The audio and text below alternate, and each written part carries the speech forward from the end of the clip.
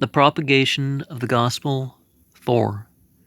From the conversion of Saul to the death of Herod Agrippa I.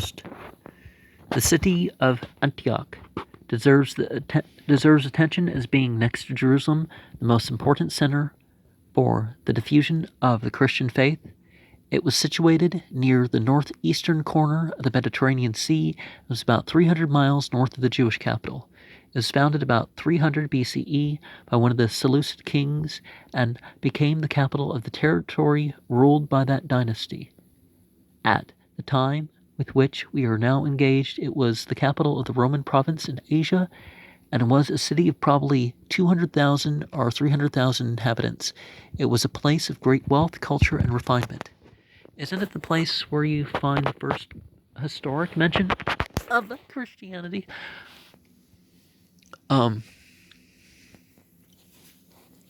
Many Jews resided in the city and enjoyed both great privileges as citizens and a large degree of political liberty.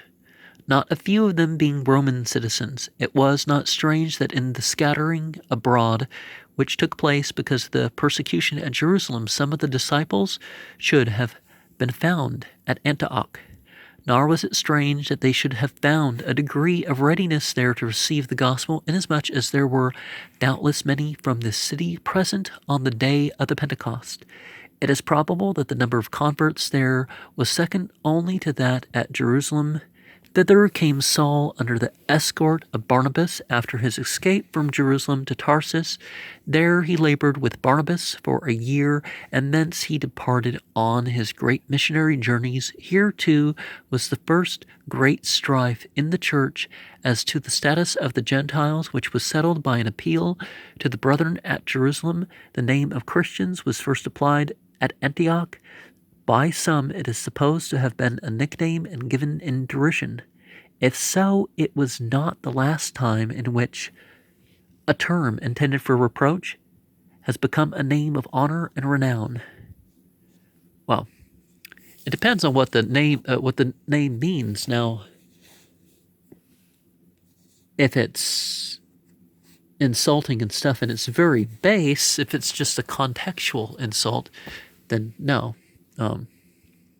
Acts 9:30 through 43, 10, 11, 12, 1 through 25, Claudius, Emperor, 41 through 54 of the Common Era, Caligula, Emperor, 37 through 41 of the Common Era, conversion of Cornelius, 40 of the Common Era, cessation of persecution, and prosperity of the churches, 9:31, visitation by Peter, cure of the paralytic, Aeneas, popular effect, 32 through 35, Peter at Joppa and the occasion of his coming, character of Dorcas, the mourning and the mourners, Peter's action, restoration and his influence, Peter's abode there, 36 through 43, Cornelius, his character and office, 10, 1 and 2, the vision and instruction, 2 through 6, Peter sent for, 7 and 8, Peter's vision and its significance, 9 through 16, what was the Jewish law concerning some of the animals presented in the vision, Leviticus 11, arrival of the messenger from Cornelius, 17 and 18, the divine announcement and direction, instruction and statement of the errand, Peter's ready compliance, 19 through 23. Can you think of any reason why Peter might have hesitated? Why did he not?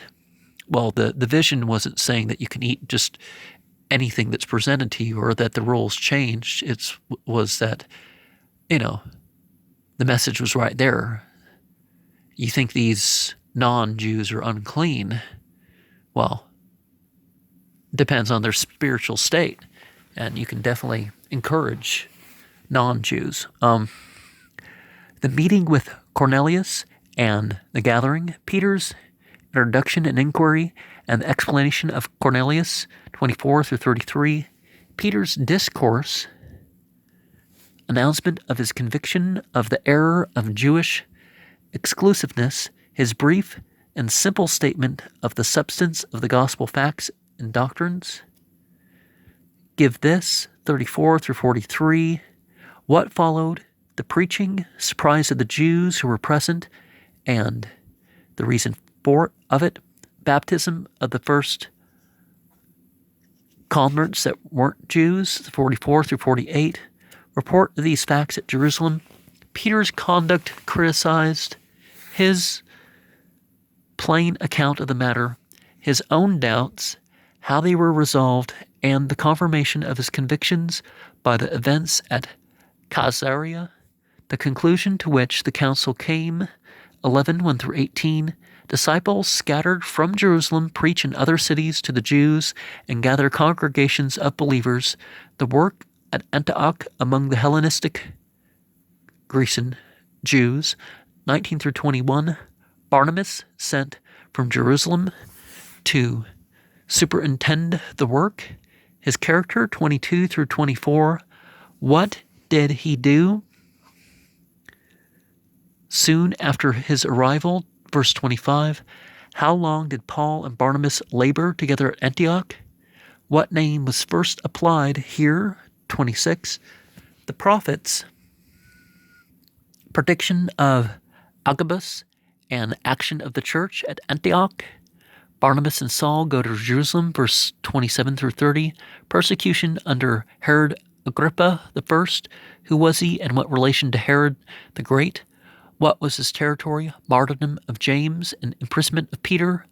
Precautions concerning him. Prayer of the church, 12:1 through 5. Peter's deliverance by the angel, 6 through 11. His coming to the house where the prayer meeting was held. Astonishment of the brethren and a statement to them. James notified. Who was this James, 11 through 17? The excitement occasioned by Peter's disappearance. Action of Herod, 18 and 19. Circumstances of the king's death, 20 through 23. Progress of the cause. Return of Barnabas and Saul from Jerusalem to Antioch, 24 and 25. And by gospel facts, I mean the Christian doctrine and what we have of its earliest. There's said to have been some changes with these, but not quite as much as the Gospels. So how that might affect doctrine, I'm not, there's a lot of different manuscripts, so I'm not pretending to know 1,500 different manuscripts letter by letter.